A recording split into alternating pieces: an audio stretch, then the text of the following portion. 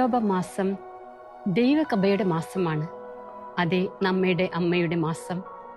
ജപമാല റാണി നമ്മിലേക്ക് അനുഗ്രഹങ്ങൾ അണപൊട്ടിയൊഴുക്കുന്ന കൃപയുടെ മാസം. ജപമാല ഭക്തിയിൽ വളരാൻ എന്നെ സഹായിച്ചത് എൻ്റെ അമ്മച്ചിയാണ്. ചെറുപ്പത്തിൽ അമ്മച്ചി ഒക്ടോബർ മാസം മാതാവിൻ്റെ രൂപം അലങ്കരിച്ച് ജപമാല ചെല്ലുവാൻ ഞങ്ങളോട് പറഞ്ഞിരുന്നു.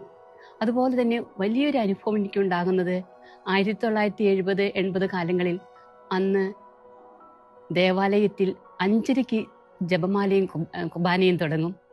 ഞങ്ങൾ കുടുംബാംഗങ്ങളെല്ലാവരും ചുറ്റുമുള്ളവരെല്ലാം പന്തം തെളിച്ച് ദേവാലയത്തിലേക്ക് പോകുന്നൊരു അനുഭവമുണ്ട്. അതിന്നും എൻ്റെ ഓർമ്മകളിൽ നിറഞ്ഞു നിൽക്കുകയാണ്. വലിയൊരു സന്തോഷത്തിൻ്റെയും ദൈവാനുഗ്രഹത്തിൻ്റെയും നിമിഷങ്ങളായിരുന്നു അത്. അതുപോലെ തന്നെ സന്യാസ സഭയിൽ ചേർന്നപ്പോൾ തുടങ്ങി മാതാവിനോടുള്ള ഭക്തിയെക്കുറിച്ചും കൂടുതൽ പഠിക്കും തോറും അമ്മയുടെ ജീവിതത്തിലൂടെ യേശുവിലേക്ക് എത്തി നിൽക്കുവാൻ സാധിച്ചു. ജപമാല മണികൾ ഈശോയുടെ രഹസ്യത്തിലേക്ക് നമ്മെ വളർത്തുകയാണ്.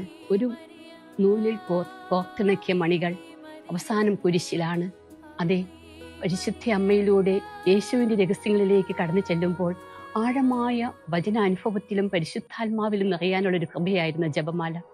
ദേവദാസൻ പഞ്ഞിക്കാരൻ അച്ഛൻ പറഞ്ഞിട്ടുണ്ട്, കുടുംബാംഗങ്ങളെല്ലാവരും ഒന്നു ചേർന്നിരുന്ന് വേലക്കാരോടൊപ്പം ഇരുന്ന് ജപമാല എത്തിക്കണമെന്ന്. അതെ, ജപമാല മണികൾ നമ്മൾ എത്തിച്ചു കഴിയുമ്പോൾ അവസാനം കുരിശിലാണ്. പരിശുദ്ധ അമ്മ വിശ്വസിച്ചവൾ ഭാഗ്യവതിയായി തീർന്നവളാണല്ലോ. അമ്മയുടെ വിശ്വാസവും അനുസരണവും ഒക്കെ നമുക്ക് ജപമാലയിലൂടെ കൂടുതൽ ആഴപ്പെടുവാനും ജീവിത അനുഭവമാക്കുവാനും സാധിക്കുന്നു. അനുദിന ജീവിതത്തിൽ ജപമാല ഒരു ആയുധമാണ്.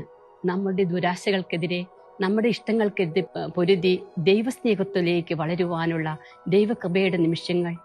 പരിശുദ്ധയമ്മ ഇതാദാസി എന്നത് പറഞ്ഞതുപോലെ ആ മകനെയും ദൈവഹിതപ്രകാരം ജീവിക്കാൻ പഠിപ്പിച്ചു.